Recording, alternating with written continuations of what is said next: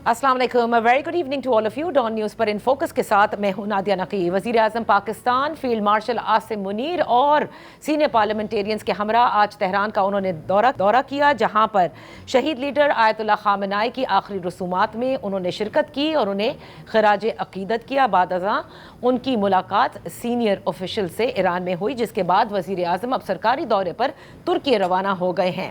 इधर अगर पाकिस्तान का हम जिक्र करें तो सियासत के अंदर इस वक्त अगर कोई चीज़ नज़र आ रही है तो वो आज़ाद कश्मीर के इंतखाबात के हवाले से अब कुछ गहमा गहमी हैं, और वो गहमा गहमी इस सूरत में नज़र आई कि हमने देखा कि साबिक वज़ीर आज़म आज़ाद कश्मीर सरदार तनवीर इलियास उन्होंने आज इस्तेहकाम पाकिस्तान पार्टी में अपने साथियों समेत शमूलियत इख्तियार कर ली है।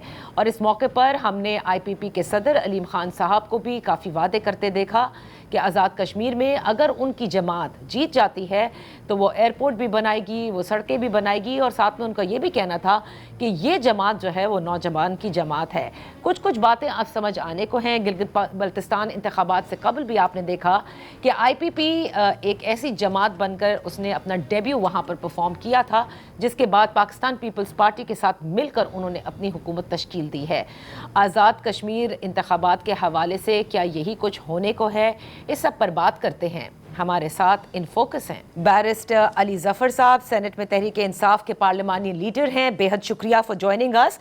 बैरिस्टर साहब, आज़ाद कश्मीर का जैसे मैंने इब्तिदा में कहा कि आज़ाद कश्मीर के हवाले से आज एक बड़ी खबर कि एक तरफ तो IPP के अंदर वो तमाम लोग शामिल हो रहे हैं जिनका कभी आप लोगों की जमात यानी तहरीक इंसाफ से ताल्लुक़ था जब तहरीक इंसाफ की आज़ाद कश्मीर में हुकूमत थी, और दूसरी जानिब ये खबर आती है कि तहरीक इंसाफ आज़ाद कश्मीर में होने वाले इंतखाबात का बॉयकॉट कर रही है। सो मैं आपसे ये जानना चाहूँगी कि जब सब कुछ हो गया था, टिकट्स के जो सारे मराहिल थे तकसीम के, कि किसने इलेक्शन में कंटेस्ट करना है, किसने नहीं करना है, ये सब कुछ होने के बाद ये यकायक फैसला क्यों किया गया है? जी देखें, पहले तो मैं आपको अपनी ज़ाती राय दे दूं। मेरी ज़ाती राय ये है कि किसी भी जमात को इलेक्शन हो, जनरल इलेक्शन हो, लोकल बॉडी इलेक्शन हो, प्रोविंशियल इलेक्शन हो, चाहे वो कोई फोरम पे डिबेट करने का हो, पार्लियामेंट में बजट पे डिबेट हो, चाहे वो जुडिशल कमीशन ऑफ पाकिस्तान हो, चाहे कोई भी फोरम हो जिधर आप रिप्रेजेंट कर सकते हैं लोगों का पॉइंट ऑफ व्यू, वहाँ हिस्सा आपको लेना चाहिए। सही। बाइकआउट से इलेक्शन का जब आप बाइकआउट करते हैं तो उससे ये होता है कि आपका वर्कर भी डिसअपॉइंट हो जाता है और आपकी जो पब्लिक है वो उसके पास भी फिर एक तरह से कोई ऑप्शन नहीं रहती।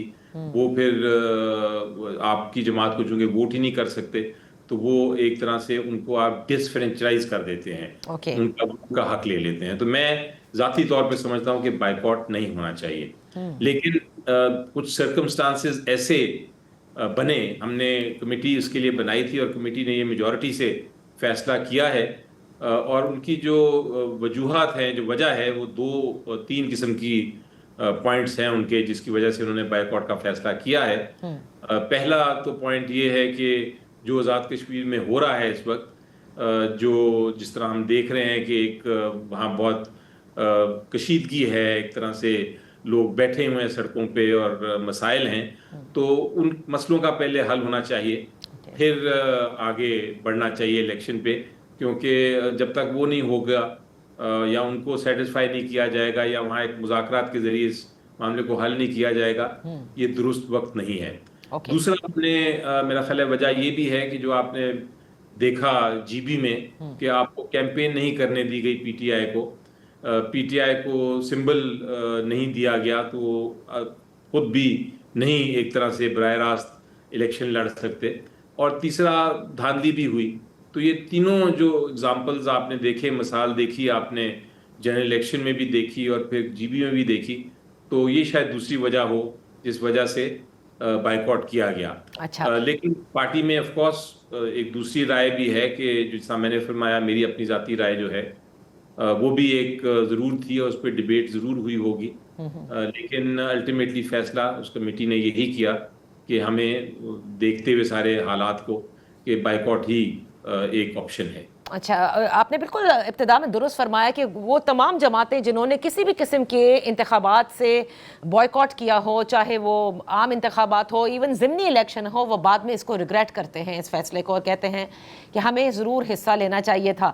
اب اس ڈیسیشن میں ظاہر ہے کہ کمیٹی نے فیصلہ کیا، لیکن ظاہر ہے کہ آپ کے لیڈر یعنی عمران خان صاحب سے اس حوالے سے کسی قسم کا کوئی رابطہ نہیں ہو سکا؟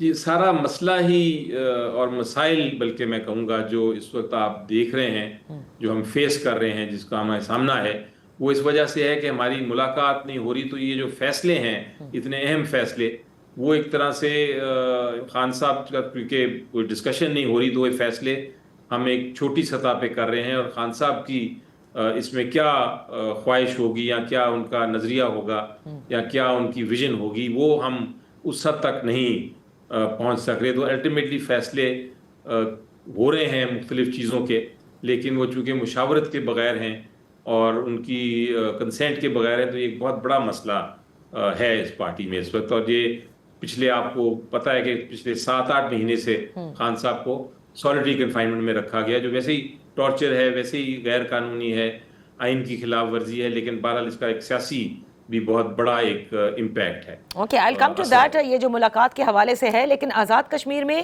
جو آج میں نے جس میں ابتدا میں کہا کہ آئی پی پی میں آپ ہی کی جماعت سے جو تعلق رکھنے والے لوگ تھے، انہوں نے سردار تنویر الیاس اور ان کے تمام ساتھیوں نے جو پہلے وزیر بھی رہ چکے ہیں، خود سردار تنویر الیاس صاحب تو سب سے اعلیٰ عہدے پر فائز رہے تھے، انہوں نے آئی پی پی کو جوائن کیا ہے۔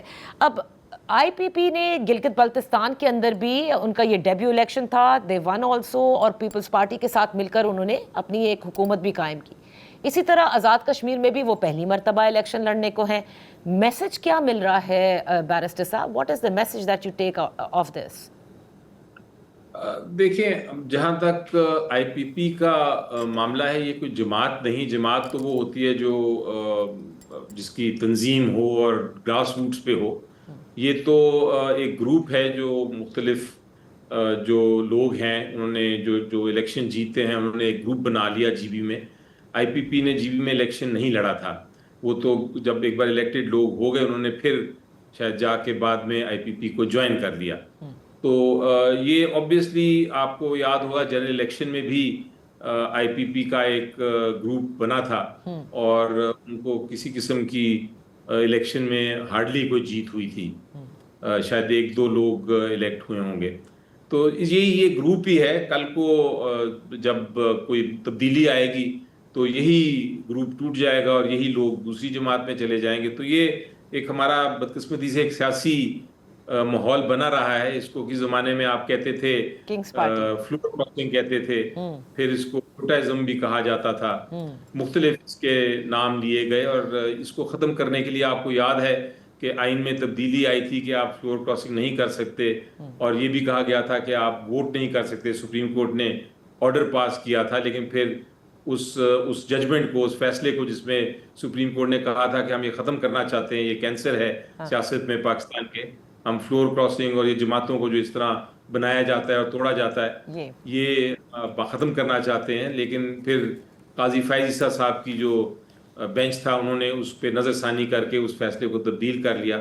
تو یہ واپس ماحول وہی بن گیا ہے، بنتا جا رہا ہے۔ میں سمجھتا ہوں اس کے ساتھ میں نے آپ کو کرٹیسائز تو کر دیا، لیکن میں سمجھتا ہوں کہ یہ اپنا ذاتی رائے ہوتی ہے۔ اگر آپ نے لوگ شامل ہونا چاہتے ہیں کسی گروپ میں فی الحال اپنے مفاد کے لیے، تو یہ بھی ایک ان کا حق ہے، وہ کریں، لیکن ان کی سیاست اس سے آگے نہیں چل سکتی۔ عوام کو پتہ ہے کہ یہ کیا ہو رہا ہے اور کس وجہ سے ہو رہا ہے۔ ہاں، کچھ لوگ اپنے مفاد کے لیے کرتے ہیں، کچھ دباؤ میں کرتے ہیں۔ یہ پاکستان کی سیاست کا خاصا رہا ہے بیرسٹر صاحب۔ اب چونکہ ذکر آپ نے سپریم کورٹ کا اور فلور کراسنگ کا کیا، تو سپریم کورٹ کی ہی میزبانی میں ہم نے جیل اصلاحات کے حوالے سے جو قومی کانفرنس منعقد ہوئی، اور گزشتہ روز ہم نے دیکھا کہ ایک باقاعدہ اعلامیہ بھی جاری کیا گیا، بڑی باتیں کی، اچھی باتیں ہوئیں، جس میں یہ بھی کہا گیا کہ مقننہ ہو، عدلیہ ہو، پروونشل گورنمنٹس ہوں، فیڈرل گورنمنٹس ہوں، آپس میں کوآرڈینیٹ کر کے، اور یہ جو جیل اصلاحات ہیں اس کے حوالے سے بہت ساری باتیں کی گئی ہیں۔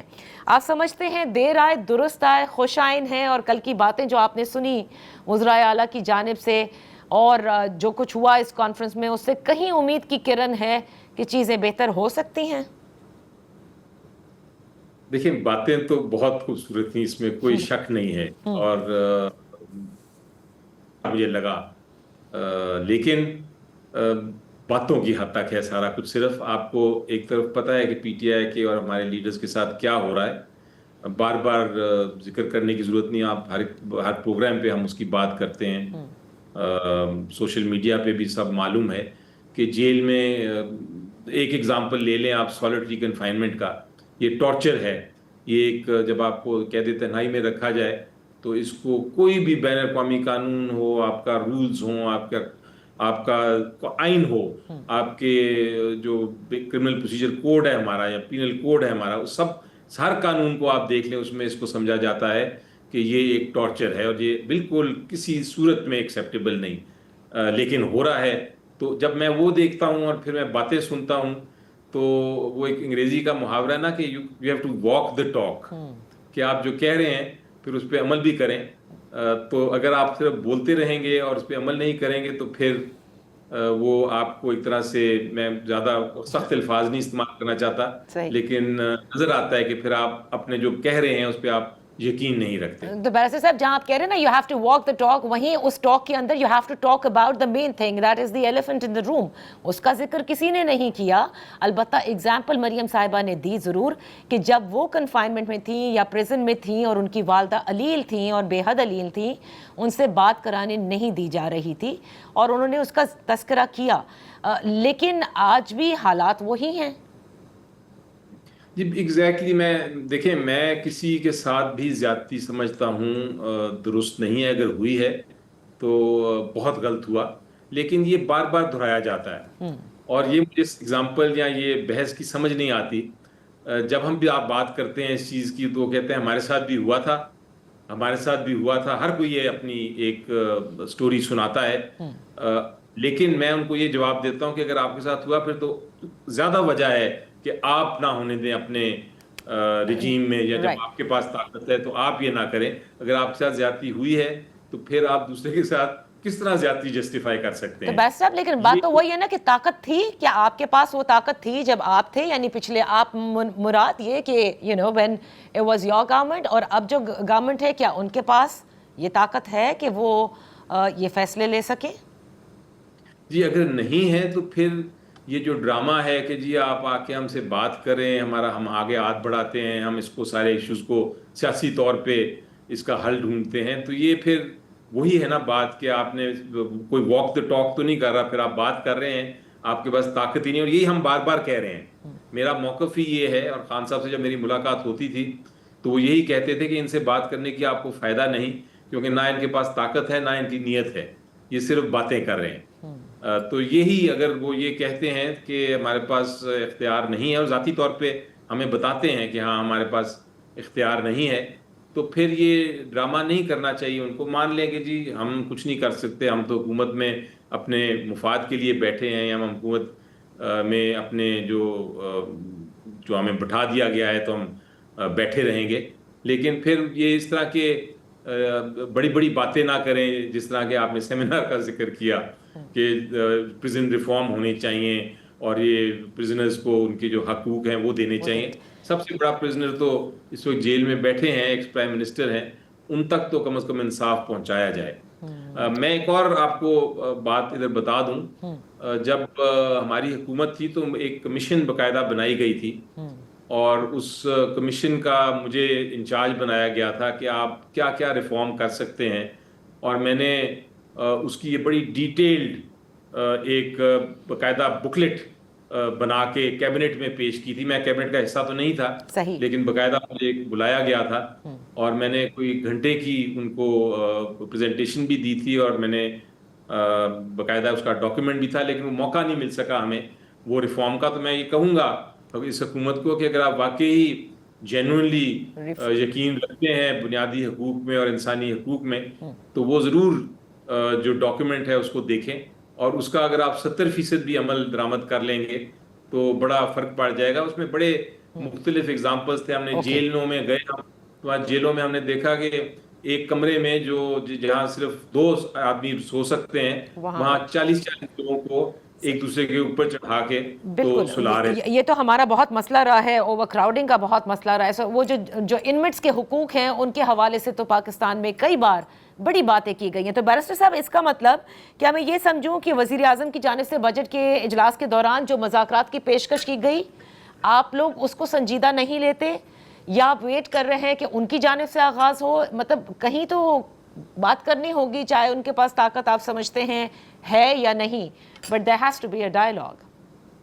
جی I agree there has to be a dialogue. Dialogue ہونا چاہیے، دروازے بند نہیں کرنے چاہیے مذاکرات کے. لیکن اس کے لیے جس طرح میں بار بار کہتا ہوں کہ تالی آپ کی ایک ہاتھ سے نہیں بج سکتی. آپ کے پاس اگر طاقت ہے تو پہلے ماحول تھوڑا کریٹ کریں. آپ ایک طرف یہ نہیں ہو سکتا کہ ایک طرف آپ ماریں اور دوسری طرف آپ کہیں چلیں ہم دوستی کرتے ہیں. آپ دیکھتے ہیں کہ جب ہمارے لوگ باہر نکلتے ہیں ان کو پکڑ لیا جاتا ہے، ان کو تشدد، ان کی فیملیز پہ تشدد ہوتا ہے، نہ صرف ان کے اوپر بلکہ ان کی جو ویمن فوک ہیں، جو عورتیں ہیں ان کے گھر کی، ان پہ ظلم ہوتا ہے. تو یہ جب اس طرح کی آپ حرکت کریں اس کے ساتھ کہیں آئے ہم بیٹھتے ہیں ہم تو بڑے اچھے لوگ ہیں، تو پھر وہی بات آتی ہے کہ آپ کو کس طرح یقین آئے. لیکن اس کے ساتھ باوجود میں سمجھتا ہوں کہ ہمیں ضرور اوپن رکھنا چاہیے، دروازہ کھلا رکھنا چاہیے مذاکرات کا. سیاسی حل الٹیمیٹلی اس سارے معاملے کا سیاسی حل نہیں ہونا چاہیے. بالکل سیاست کا جو سیاستدان ہیں وہ بڑے بڑے سمجھدار ہوتے تھے. صحیح. آج کل شاید قلت ہے، لیکن یقینی طور پہ ابھی بھی موقع ہے ہمارے پاس کہ ہم اچھے لوگوں کو بٹھائیں ساتھ اور شاید ہم کوئی حل اس کا ڈھونڈ سکیں. بہت بہت شکریہ بیرسٹر علی ظفر صاحب فار بینگ ود اس آن دا شو. یہاں ہوا ہے ایک بریک کا.